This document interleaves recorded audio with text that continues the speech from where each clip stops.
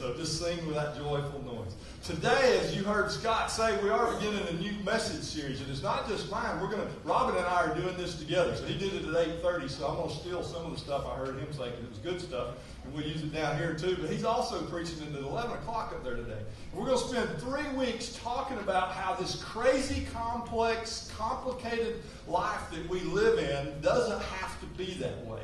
It doesn't have to translate into the faith that we live out. Because the truth is, that's what happens so many times. I mean, think about the culture that we live in and the societies, and especially the way the world is today. Where, I mean, you can talk across the world in nanoseconds. We know things almost the instant that they happen. And all that information that's feeding into our brains and into our life, and it can just make life so complicated and crazy if we're not careful. But you know, I don't know that it's that different today than it has been forever. I mean, I think information travels much faster, we know that. But life has always been complicated. It's always been complex. The problem is, we have this tenacity, this knack for taking that complexity and that complicated stuff of our culture, and we translate it into our faith oftentimes. It makes life kind of a pain. And it kind of makes living out that faith a little harder than it has to be. And the church, honestly, the church is the world's worst at it. You stop and think about it. And I know it's not that way here at this church. We're not like that. But in certain churches that you go to, there's rules. Some of them you know, and some of them are unspoken. And as you live in that culture of that church, you begin to learn what those rules are. You know, we don't do that, I know. But there's other churches that do. Have you ever been in a church that said that a woman can't wear, pants?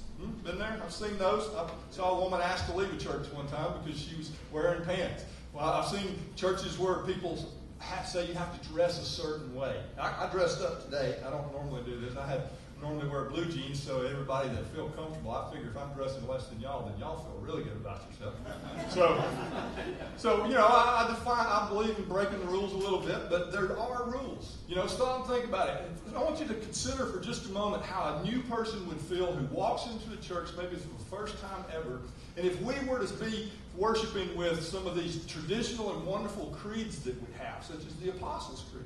If we were to recite that, and they may not even know the words of it. They don't know the flow and the ebb of how our service and our worship goes. So we need to be careful that we don't make our faith complicated so that it becomes more than it needs to be.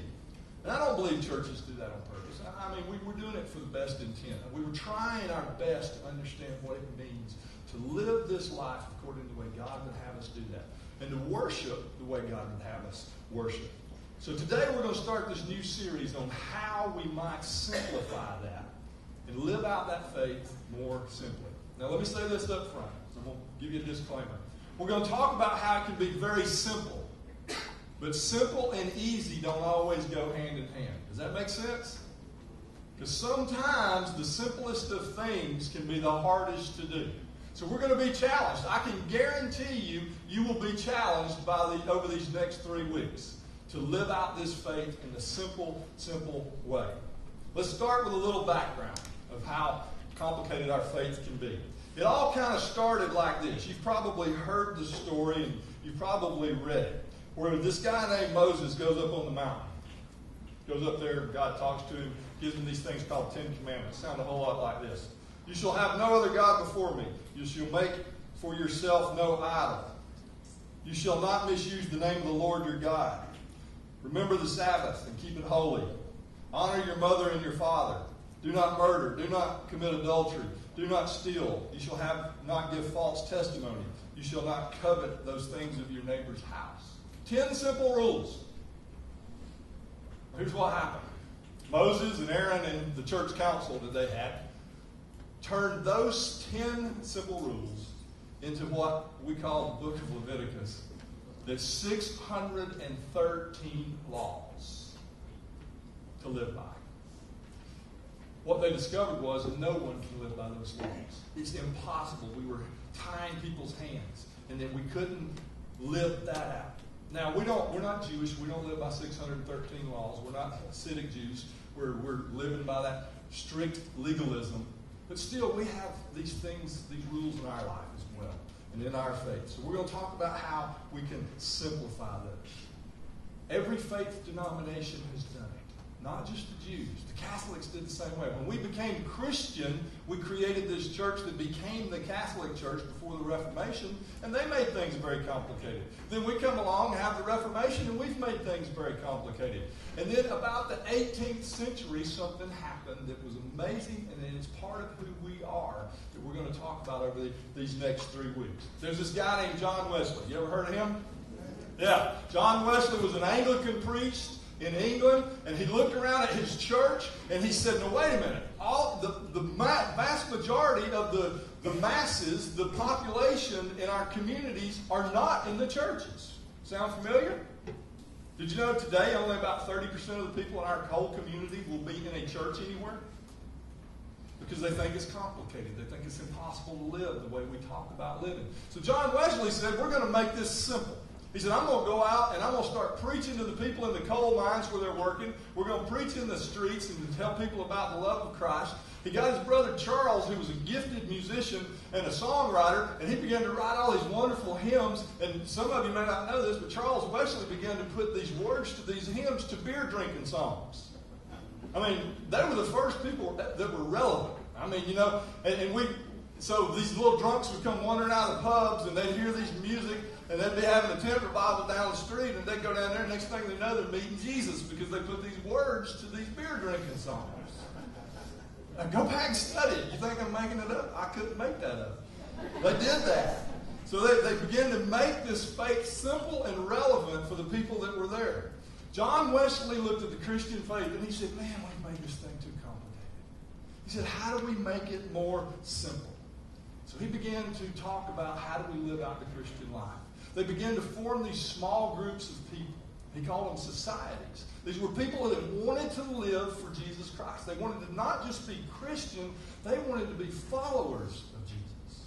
And there was one rule. One rule to be in these societies. And here's what it said. It said, or you have to have a desire to flee the wrath to come and a desire to be saved. A desire to flee the wrath that was coming and a desire to be saved. And he said, here's how you live that out. There's 3 rules you need to follow if you're going to live that out. We're going to talk about those over the next days. The first one is do no harm. And that's what we're going to talk about today. How we can live a life where we do no harm. Okay? The second one is do good. The third one is stay in love with God. Now, Wesley phrased it a different way that I'll tell you about in a couple of weeks. But that's the 3 simple rules. Now, here's what I love about these rules. If you stop and think about it, and I believe this is your first blank in your message notes if you're a note taker the way I am. But one of the things I love about this simple faith, these simple rules, is that they are a faith that embraces both intentionality and practicality. It's a way to live out your faith in very intentional ways and also very practical ways. Not in some big theological mind, but in ways that we can do things every day to be closer to Christ and be more a follower of Jesus Christ.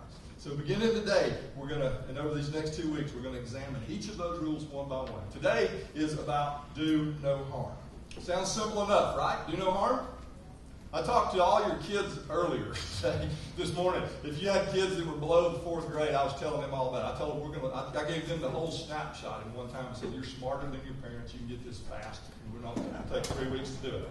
And they understood it. They got it. So we're going to talk about what it means today to do no harm. Now here's the way it was worded exactly in Wesley's writings. He says, it is therefore expected of all those who continue in the societies that they should continue to evidence their desire of salvation. In other words, John Wesley said, if you're going to be a follower of Christ, we ought to see it happening in your life. Makes sense, right? And he said, first, by doing no harm, by avoiding evil of every kind, especially that which is most generally practiced.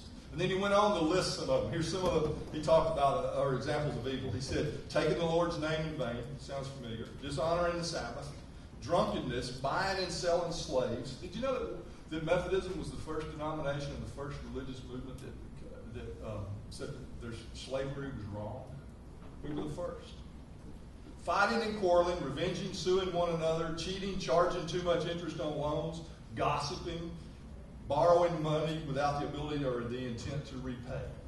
So Wesley said, those are things that we shouldn't do. Those are all things that are harmful. Well, Paul talked about the same thing, but he worded it a little different. Turn with me to the book of Galatians. That's over in the New Testament. If you don't have a Bible, we're going to make sure that we get some out here real soon. If you got one with you, please turn there and listen to the way Paul described it. Galatians chapter 5, beginning with verse 13. Here's what Paul says. He says, you, my brothers, were called to be free, but do not use your freedom to indulge the sinful nature. Rather, serve one another in love. The entire law is summed up in a single command. Love your neighbor as yourself. Check this out. Then he gets real personal. He says, if you keep on biting and devouring each other, watch out or you will be destroyed by each other. Paul learned this from Jesus. Do no harm. Jesus was a man who was fully God and fully human, who lived a life that did not harm people or anybody or creation or anything else. Paul said that. John Wesley then said that's the same thing that we should do. If we can learn to live a life where we can do no harm. When you really stop and think about it, it's amazing the harm that we can do to one another. And without even realizing it sometimes, how we can hurt each other, how we can hurt creation, how we can hurt God, how we can hurt ourselves if we're not careful. When we do that, we're dishonoring God. Stop and think about that. God said that we should do no harm. For instance, one of the things that we need to consider is that we do no harm to ourselves. Oftentimes we do harm to ourselves. The kids had all kind of great examples today. They said, don't do drugs, don't cheat on tests, don't hit anybody. They said, don't do stuff like that. They said, those are all things that are harmful to ourselves. But we stop and think about what we can do to each other, or ourselves if we're not careful. We can do ourselves harm emotionally. When we do that, it dishonors God. It dishonors the person that God created us to be. We can do things that are unhealthy for us. We can enter into unhealthy relationships and stay in those relationships that end up harming ourselves and harming other people. We can do harm to ourselves by doing things that are unhealthy for us physically, such as not exercising, not taking care of our body, by doing drugs, by having addictions, by being addicted to things like pornography, by being addicted to anything that is harmful to us, and we do harm to ourselves. But listen to what the Scripture says about that, how we should not harm ourselves physically. Did you not know that your body is a temple of the Holy Spirit who is in you, whom you have received from God? You are not your own. You were bought at a price. Therefore, honor God with your body. And oftentimes we do such harm to ourselves. You know, sometimes when I sit down to say a blessing before a meal, and especially if we've been over to Five Guys or something like that, and I'm looking at this hamburger, and I'm thinking, Lord, I want to pray and say, Lord, please don't let it kill me. You know? But in those are the things that we do harm to ourselves so often if we're not careful.